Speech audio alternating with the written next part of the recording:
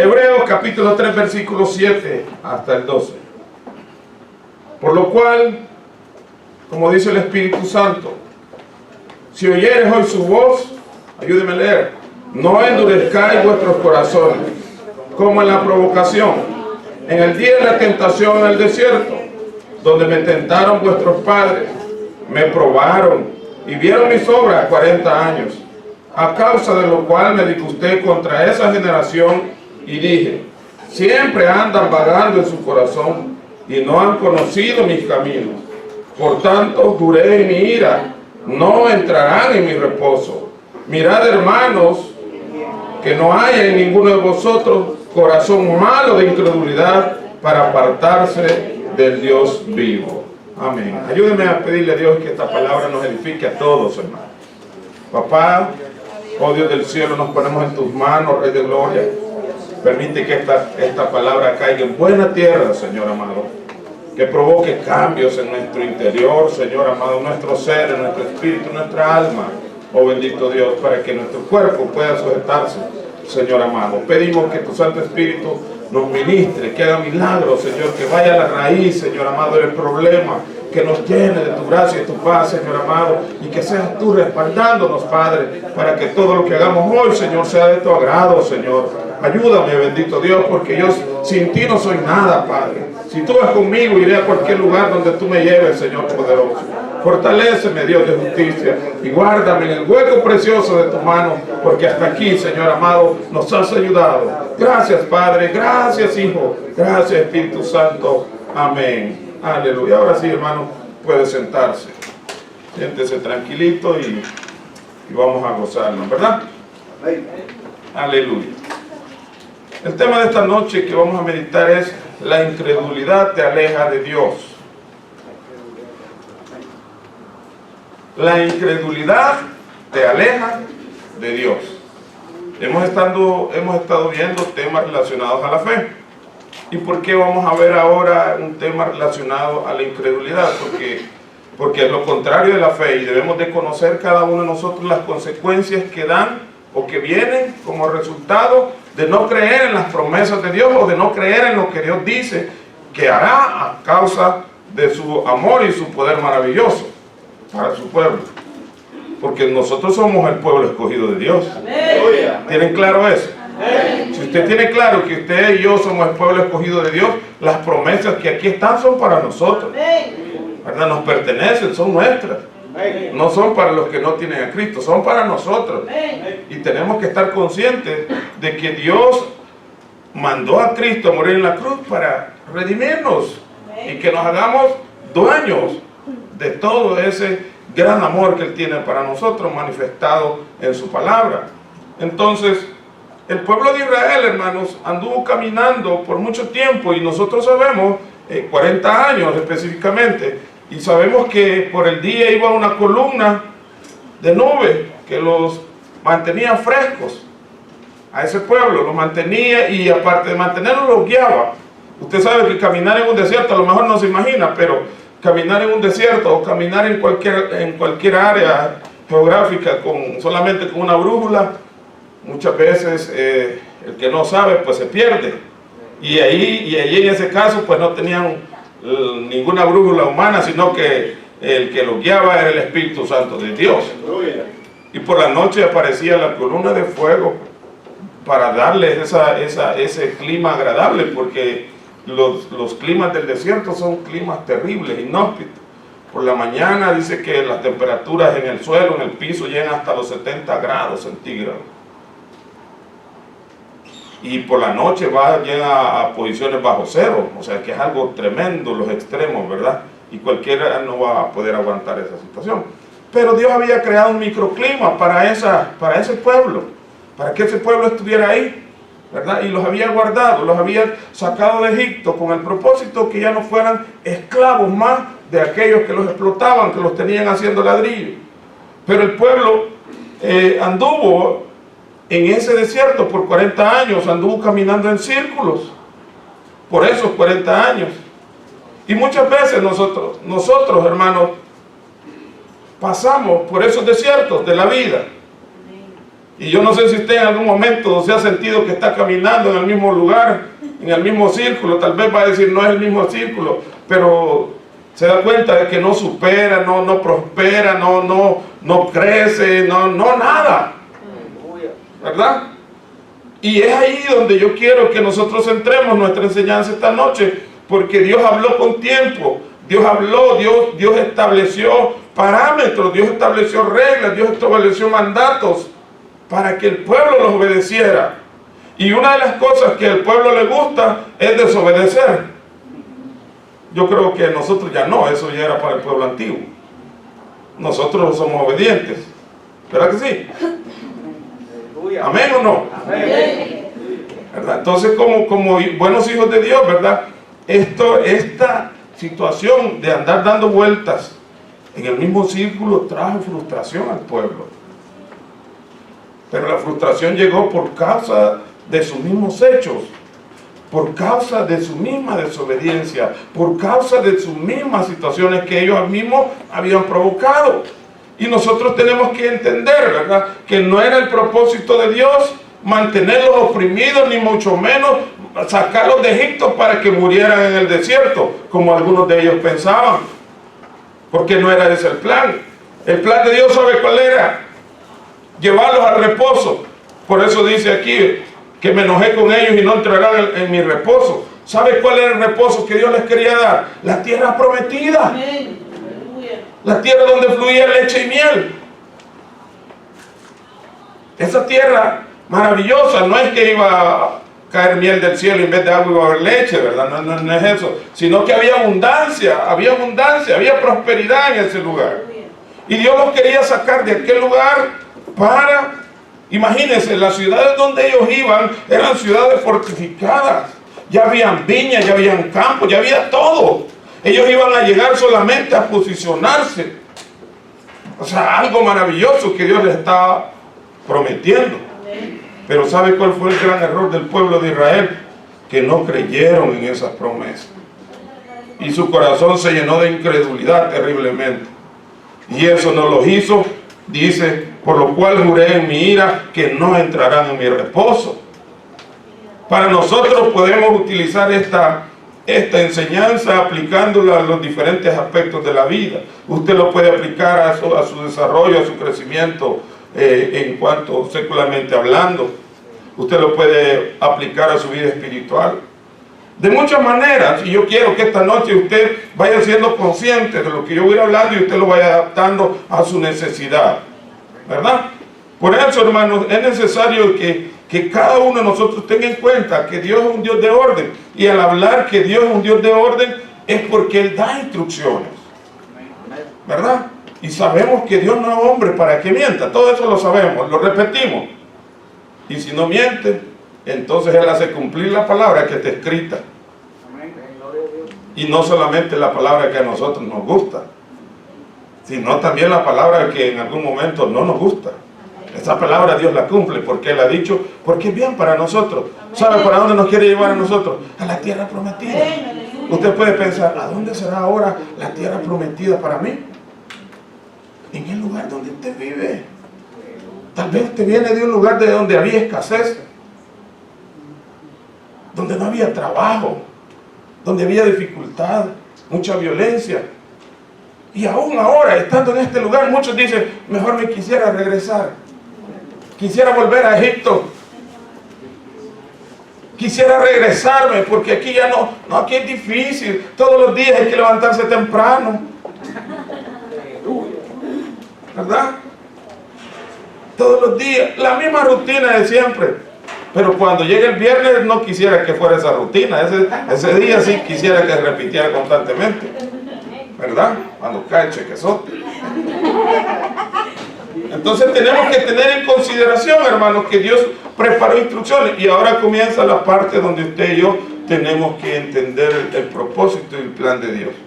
Vamos a ver lo que dice Deuteronomio capítulo 1, versículo 8. La palabra de Dios dice ahí, hermanos, bien claro, todo ese capítulo se lo recomiendo que lo lea, porque es el resumen prácticamente de algunos capítulos, del capítulo 13 hasta el capítulo 16 del libro de Números. y usted resumido en un solo capítulo. Deuteronomio capítulo 1, versículo 8 dice, mirad, oiga, ponga, usted cuando lea la Biblia tiene que ser bien entendido en cada palabra que ahí dice. Vea y entienda qué es lo que está diciendo. Mirad, yo os he, ¿cómo dice? Entregado. Usted tiene que posicionarse en esa palabra. ¿Qué es entregar? Es recibir algo de alguien, ¿verdad que sí? Yo os he entregado la tierra. Ahora vea lo que sigue. Entrad, Él está dando una orden. Entrad y poseed la tierra que Jehová juró a vuestros padres, Abraham, Isaac y Jacob, que les habría de dar o que les daría a ellos y a su descendencia después de ellos. ¿Para quién era la tierra prometida? Para la descendencia.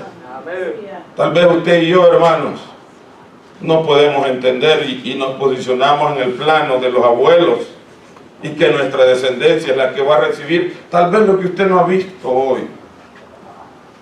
Pero sus hijos aquí ya nacieron en otra condición.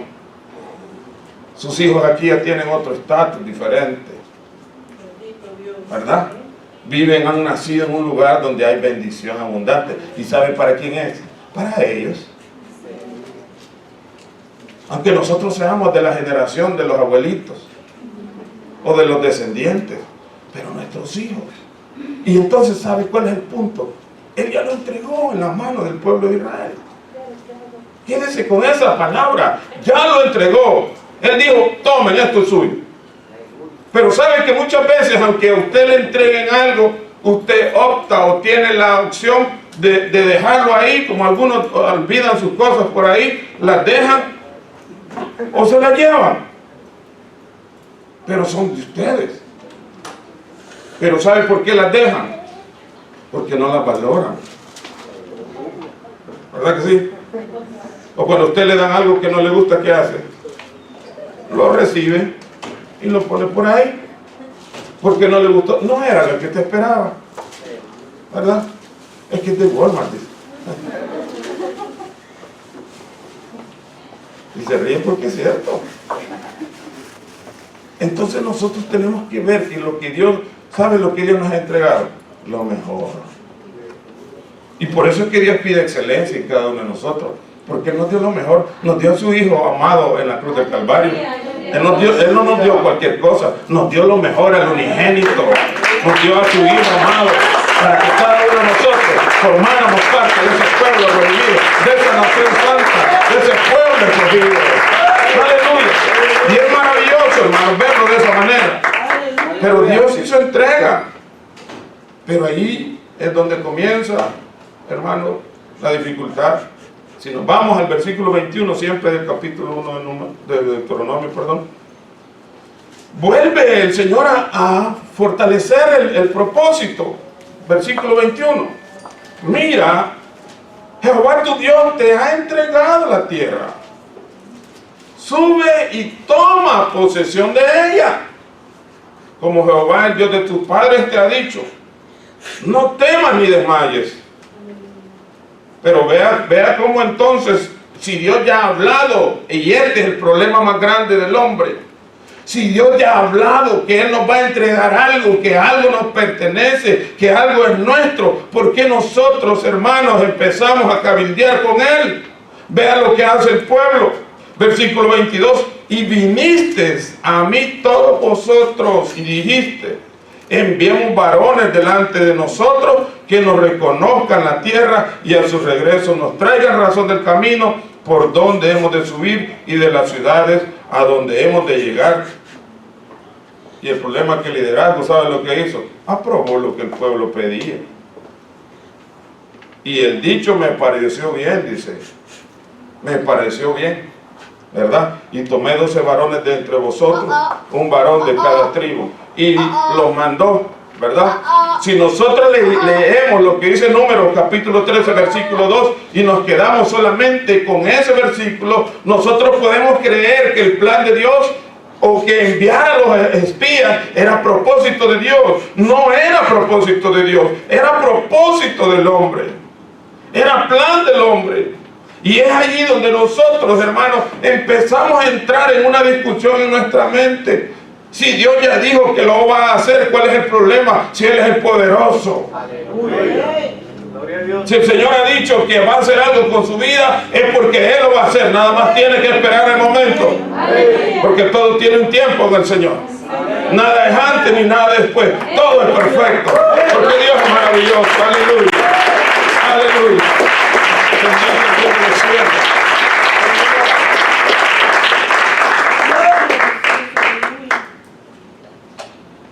Y los espías salieron a realizar el trabajo. Versículo 17. Siempre números 13.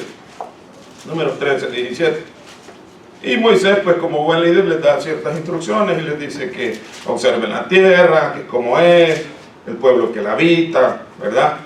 Si es fuerte o débil, si poco o numeroso, cómo es la tierra habitada, si es buena o es mala, o cómo son las ciudades habitadas, si son campamentos o plazas fortificadas, y le dice una serie de cosas, cómo es el terreno, si es fértil o estéril, y si en él hay árboles o no. Y todavía le dice, esforzados y tomen un fruto del país y lo traen. ¿Acaso Dios no había dicho que era un lugar donde fluía leche y miel? ¿Verdad que Dios ya había dicho eso?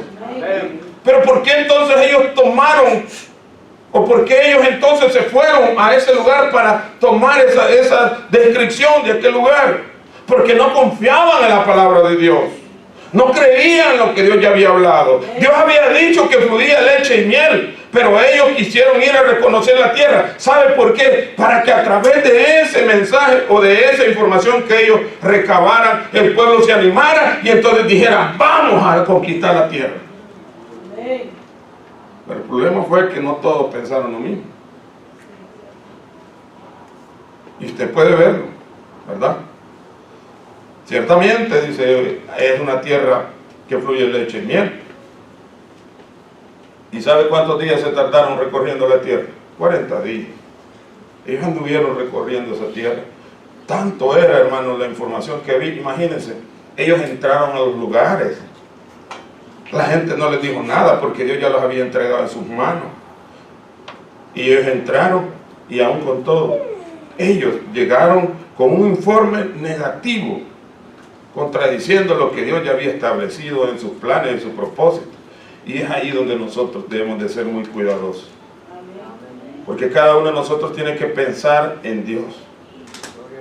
No pensar en el problema que tiene al frente.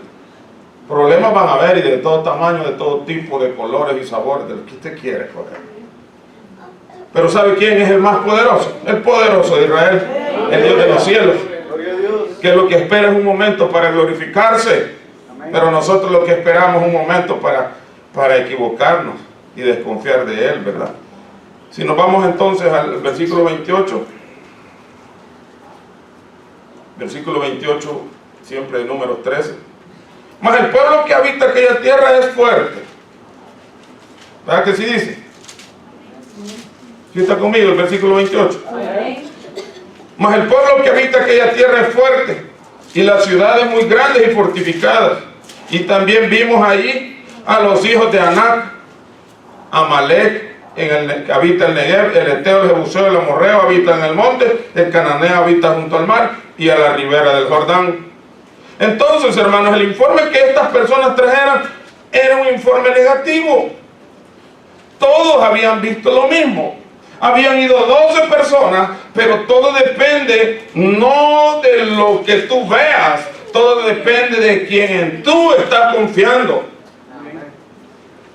Porque tú puedes ver lo mismo que yo veo hoy, pero ¿cuál es tu perspectiva? ¿Cuál es tu posición?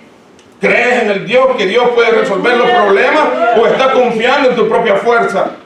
Porque si confías en tu propia fuerza, vas a ser parte del equipo de los perdedores, de los 10. Pero ¿sabe qué, hermano? Nosotros, aunque hayan gigantes, porque la gente, la raza de Anac, eran de los gigantes. Allí los vimos, dice, ¿verdad? Y por fin le dice, es una tierra que traga a sus moradores. O sea, como quien dice, estamos acabados prácticamente. Estamos perdidos, ¿verdad? Y el versículo 33 Vea lo que dice. Y esto debe de ser algo glorioso para nosotros. También vimos ahí gigantes, hijos de Anac, de la raza de los gigantes. Y éramos nosotros, a nuestro parecer, como langostas. Aleluya. ¿Quiénes se miraban como langostas? El mismo pueblo de Israel.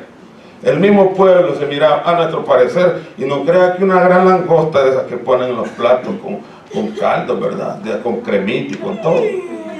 Sino que un chapulincito de eso. Saltamonte. Qué bueno que hubiera sido una langosta de esos de la mariscada. Más si es del puerto, hermano. Aleluya. Pero entonces nos damos cuenta de que el pueblo estaba pensando y pensaba a su parecer, pensaba en su fuerza. Y sabe lo que dice el Señor en la palabra, en su palabra. Aquel día lo mencionaba el hermano y eso es maravilloso. En Zacarías dice que no es con espada ni con ejército, sino con el Santo Espíritu de Dios. Aleluya. Y si usted es hijo de Dios, el Espíritu Santo está con usted, hermano. Y si usted es hijo de Dios, el Espíritu Santo está con usted. Yo no sé si usted entiende lo que le estoy diciendo, hermano. Porque no es con fuerza, no es con espada, no es con ejército. Y usted lo que va a ver, es una oportunidad para que el nombre de los cielos, del Dios de los cielos, sea glorificado. Si nosotros nos vamos, hermanos, allá en el primer libro de Samuel, capítulo 17, ahí habla de que un hombre, quizás como el tamaño de aquí el hermano Ángel, muchacho, 16 años, dice, rubio, hermoso y guapo. Imagínense que me está viendo.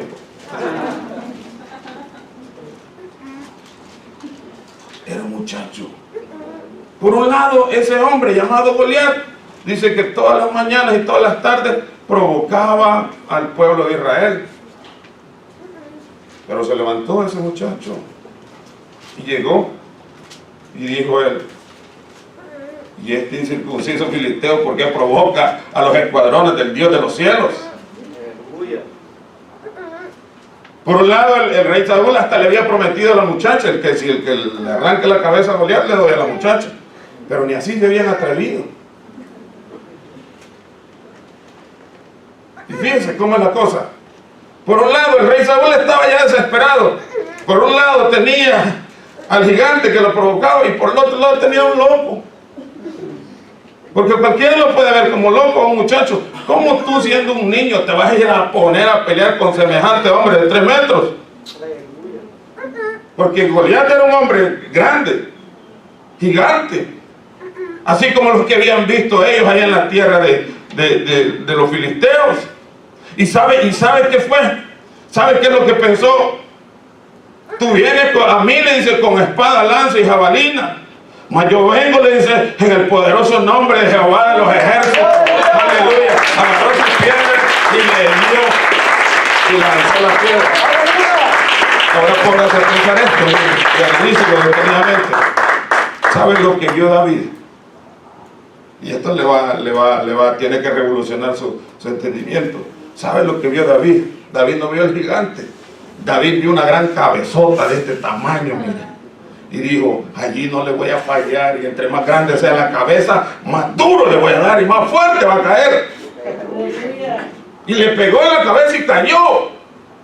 ¿Y sabe lo que hizo? Le arrancó la cabeza con la misma arma del filisteo incircunciso. Ahora bien, ¿por qué David no tuvo temor? Y todo el ejército estaba temblando.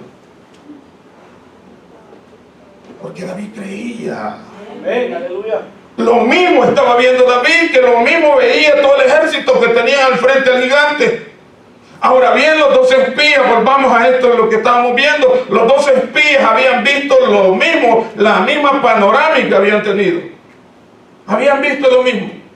El problema está en quién usted está confiando. Es que el problema es que usted no está en mis zapatos. ¿Y cómo? Pues no me cabe. ¿Verdad? Cada uno de nosotros tiene problemas distintos. La diferencia está si usted es hijo de Dios o no. ¿En quién está su confianza, hermano? el poderoso de Israel o en su propia fuerza. Porque yo les decía, hermanos, que viéramos lo que decía Deuteronomio 1, versículo 8. Jehová ya había entregado la tierra. Pero ¿sabe lo que dicen ellos? ¿Sabe cuál es el informe que dan ellos? Vean lo que dice en Números 13, 27. Véanlo detenidamente. Por eso es que usted tiene que aprender a leer la Biblia. Cada palabra significa algo, tiene un significado poderoso. Números 13, 27.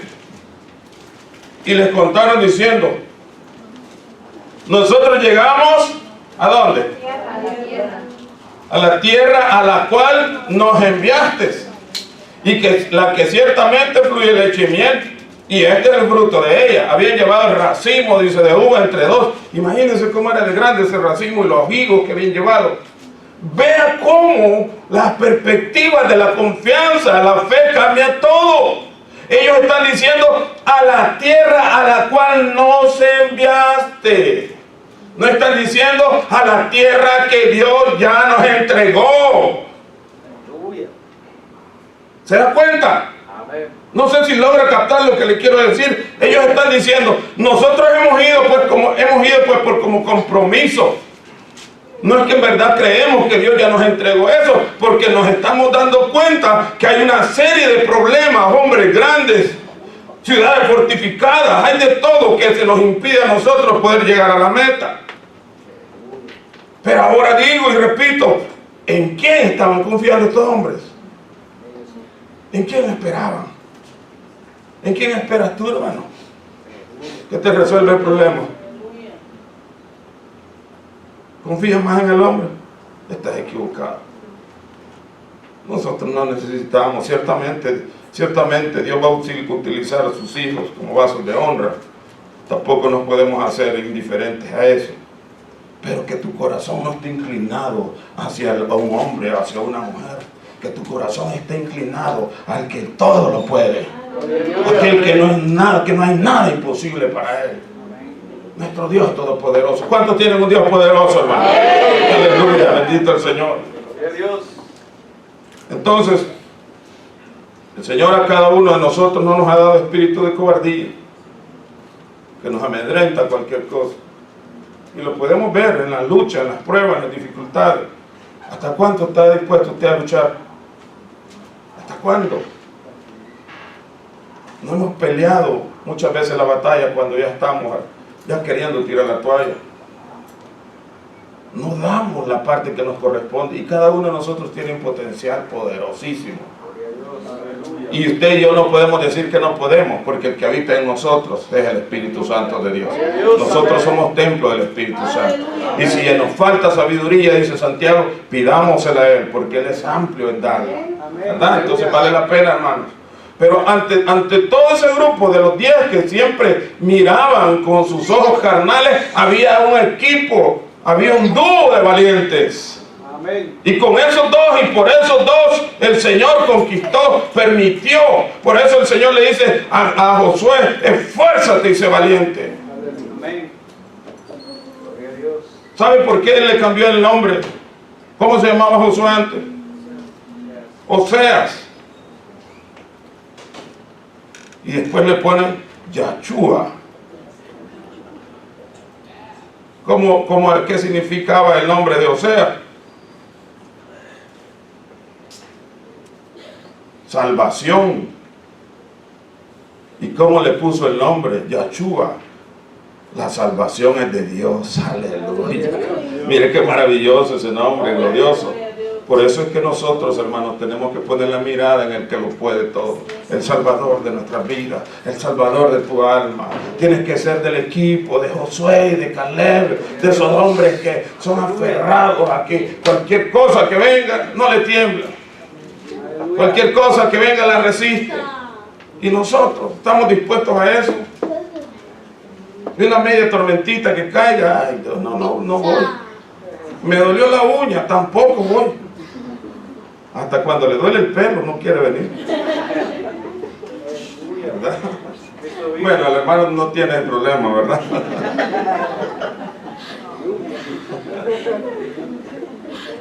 Aleluya. Pero el Señor, hermano, nos ha capacitado como estos hombres. Vean lo que pensaba Caleb en el número 13:30. Entonces Caleb hizo callar al pueblo delante de Moisés y dijo: subamos luego y tomemos posesión de ella, porque más podremos nosotros que ellos. Aleluya. Qué glorioso es el nombre del Señor. Yo quiero que nos alentemos, hermanos, que nuestras fuerzas no dependen de nada que nosotros podamos hacer. Fíjese cómo lo que Dios dice: no es el que corre ni el que quiere, sino del que Dios tiene misericordia. Por eso vale la pena que estemos bajo la poderosa mano de Dios, bajo las alas que nos cubra. El Salmo 91, no lo ponga solo en la puerta. Apréndaselo, pero también confíe en lo que dicen esas palabras, ¿verdad? Vea lo que dice Proverbios 3, versículos 5 y 8, hasta el 8. Fíate de Jehová de todo tu corazón. Fíate de Jehová de todo tu corazón, y no te apoyes en tu propia prudencia. Reconócelo en todos tus caminos, y Él enderezará tus veredas. No seas sabio en tu propia opinión. Teme a Jehová y apártate del mal, porque será medicina a tu cuerpo y refrigerio para tus huesos. Estas palabras, solo con estas palabras, que hoy se lleve en su corazón, que usted las subraye en su Biblia, se las aprenda de memoria, y cuando tenga problemas, usted confíe en ellas. Yo le garantizo, hermano, es una palabra poderosa que va a transformar su vida.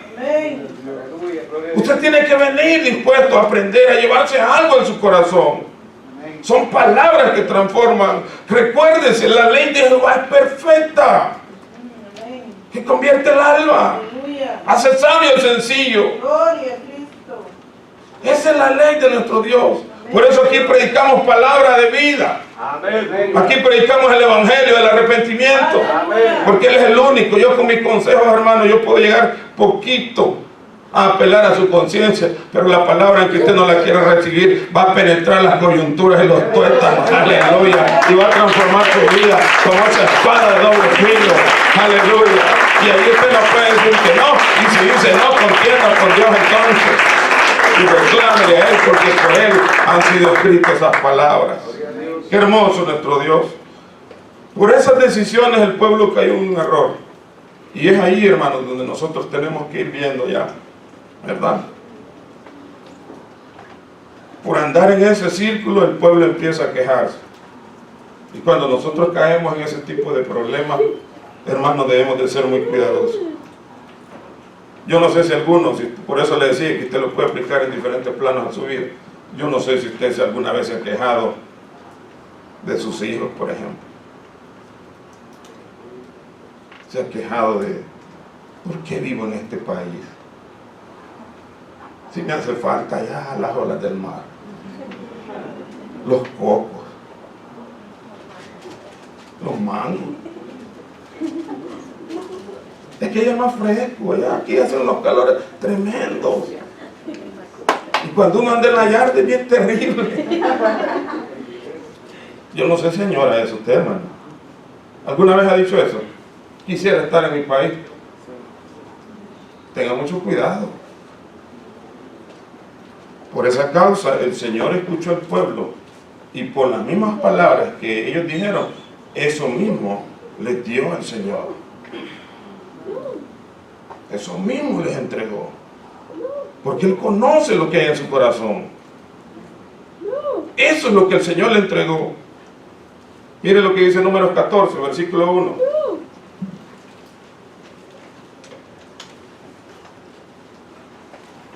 Entonces toda la congregación gritó y dio voces, y el pueblo lloró aquella noche. Oiga hasta dónde llegó el pueblo, a llorar. Y se quejaron contra Moisés y contra Aarón todos los hijos de Israel, y les dijo toda la multitud. Oiga bien con las palabras que estos hombres están diciendo. Tenga mucho cuidado cuando usted profiera palabras delante de Dios.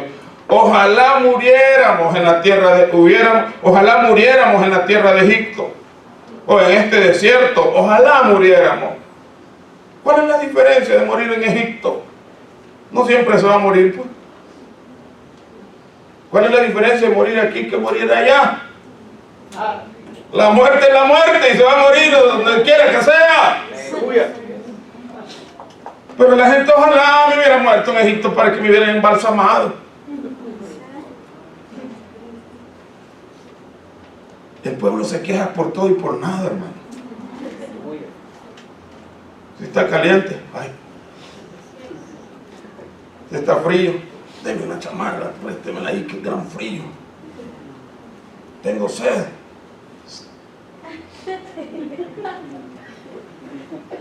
Si el hermano ni cuenta, ¿verdad?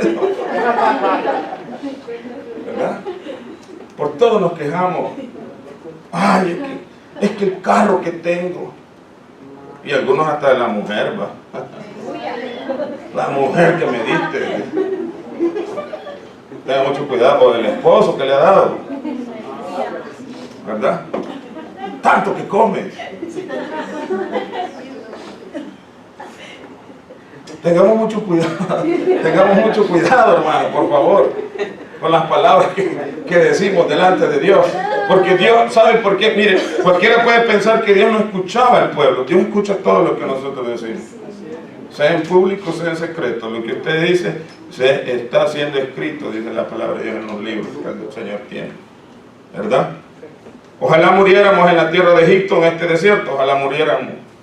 ¿Por qué nos trae Jehová a esta tierra? Para caer a espada y que nuestras mujeres y nuestros niños sean por presa. ¿Quién nos estaba atacando? Nadie. Ellos mismos estaban inventando un enemigo en su mente.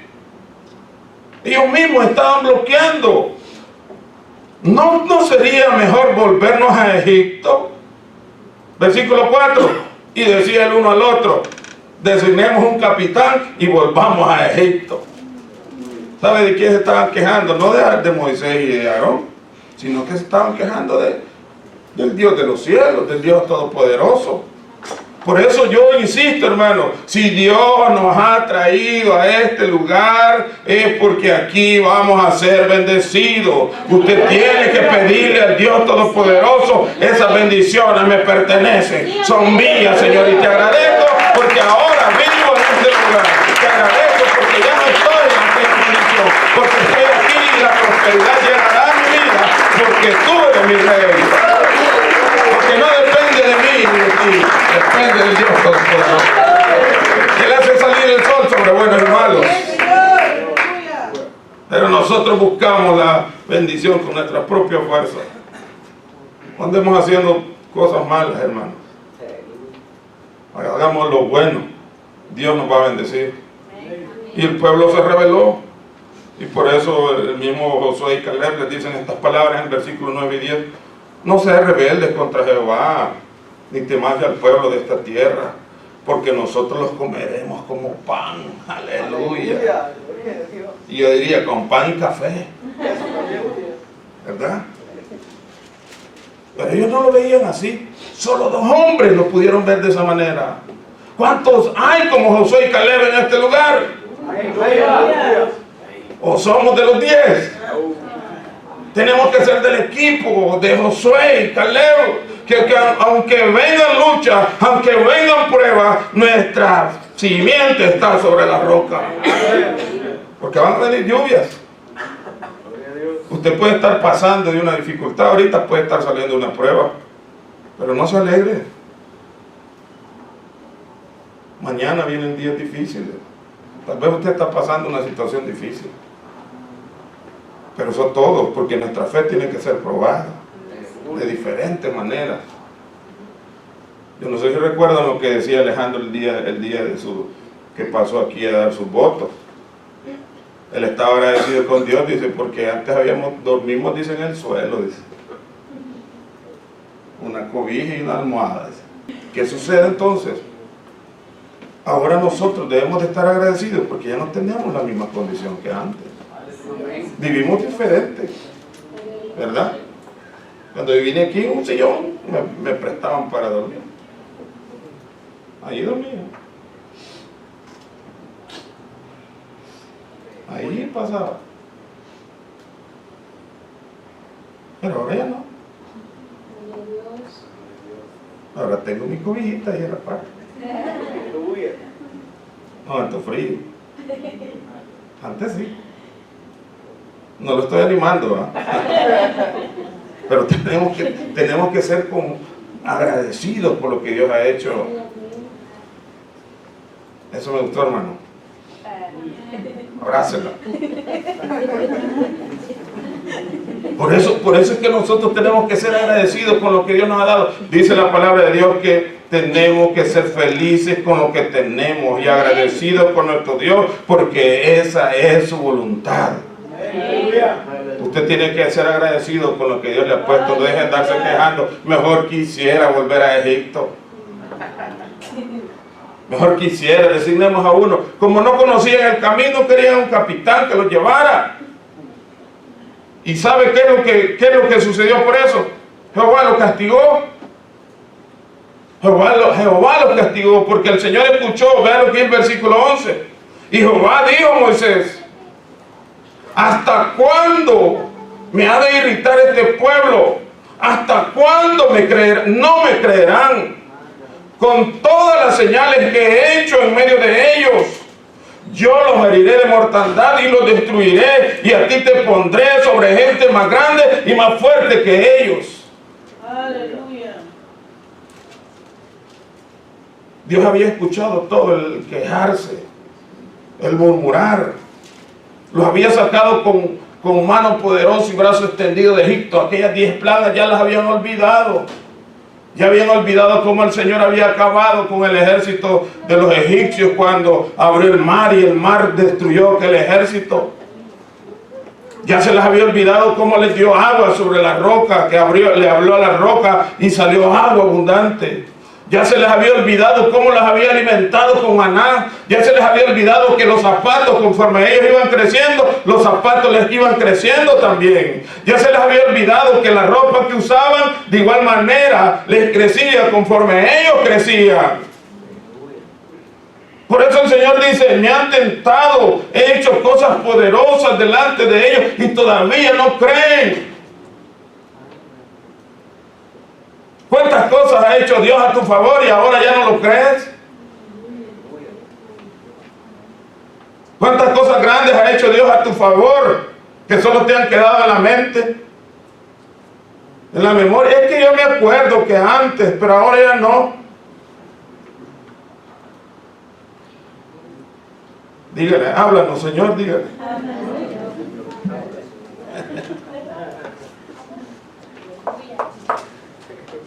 El Señor dijo: me lo voy a exterminar. Pero sabe, siempre hay un hombre que, a pesar de lo que lo habían enojado, Moisés fue un gran líder. Un hombre que amaba a su gente, a pesar de todo lo que la gente hacía. ¿Sabe lo que este hombre hizo? Momento, Señor. Se postró en tierra y le dijo: no, Señor, no los vayas a destruir, por favor. ¿Qué van a decir los egipcios? ¿Que los sacaste de allá para matarlos en el desierto?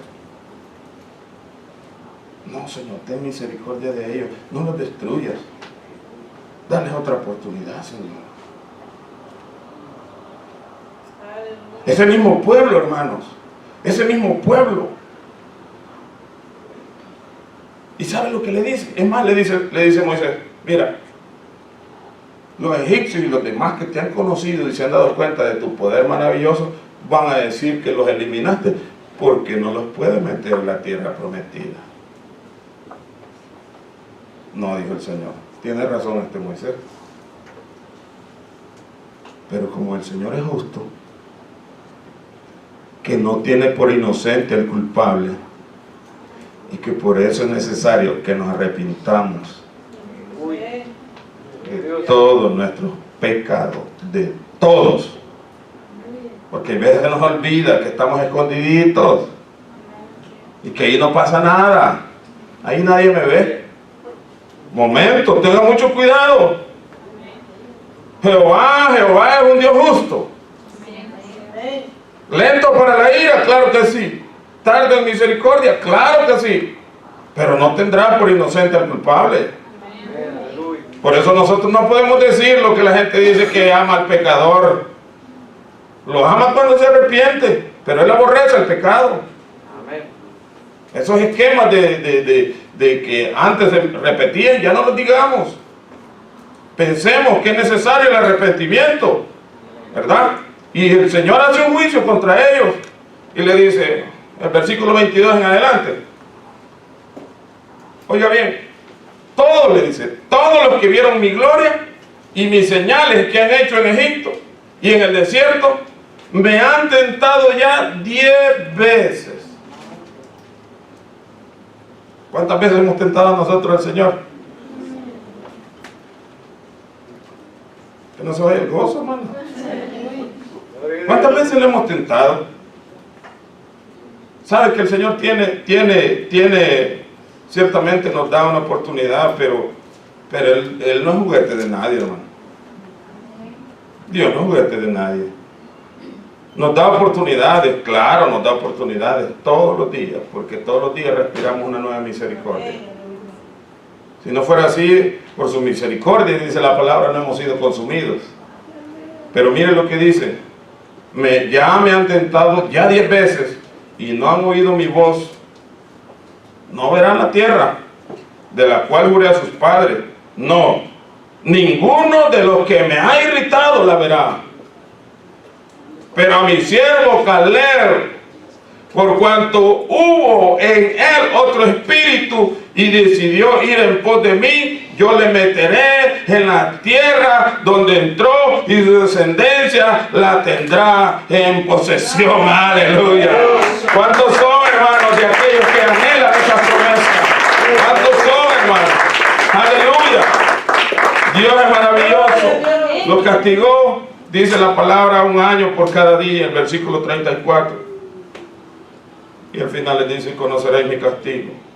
Jehová ha hablado y así lo hará. Ahora piense usted, hermano. Dios siempre le da instrucciones para que nosotros nos acerquemos a Él confiadamente. Así como el pueblo de Israel, Él se manifestó muchas veces en nuestras vidas, de igual manera Dios se ha manifestado en nosotros. Él está constantemente tocándonos la puerta.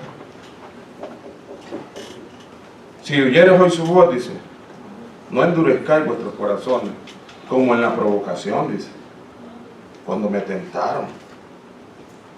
Por lo cual juré en mi ira, no entrarán en mi reposo. ¿Sabe quién es nuestro reposo? El Señor Jesús. Él es nuestro reposo. Por eso tenemos, hermanos, que no endurecer nuestro corazón y pedirle a Dios Todopoderoso que tenga misericordia cada día. Si nos hemos, hermano, equivocado, pidámosle misericordia. Digámosle al Señor, aquí estoy de nuevo, papá. Suplico tu misericordia, tu mano de amor y de misericordia. Sé propicio a mí, te he fallado. ¿Verdad? ¿Saben por qué? Porque la naturaleza humana, oiga bien lo que voy a decir, no quiere servir a Dios cuando Él se lo exige. Oiga bien, la naturaleza humana no quiere servir a Dios cuando Él se lo exige, pero intenta hacerlo cuando Él se lo prohíbe. ¿Se dan cuenta? Porque nosotros queremos hacer lo que queremos. Nosotros queremos hacer nuestra voluntad, no la voluntad del Dios de los cielos. Y lo llamamos Señor. Eso es lo más triste. Y le decimos, Cristo, yo te amo. Haz llover. Ten cuidado, un día no va a caer fuego.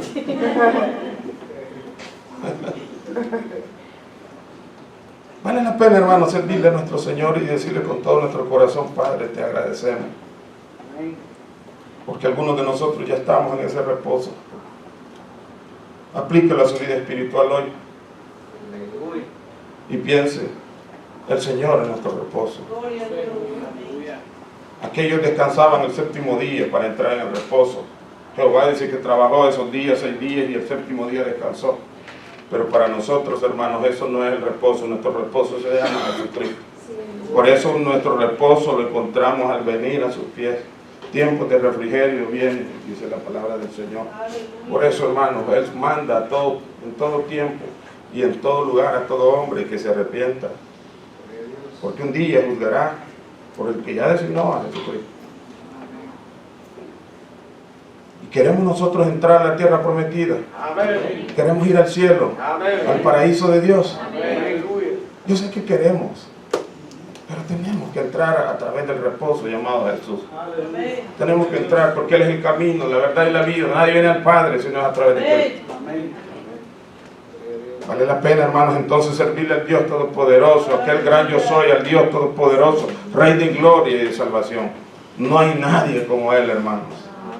Debemos de ser muy cuidadosos. Él ha dejado instrucciones, pero de igual manera, por causa de la desobediencia, Él va a hacer un juicio sobre las naciones.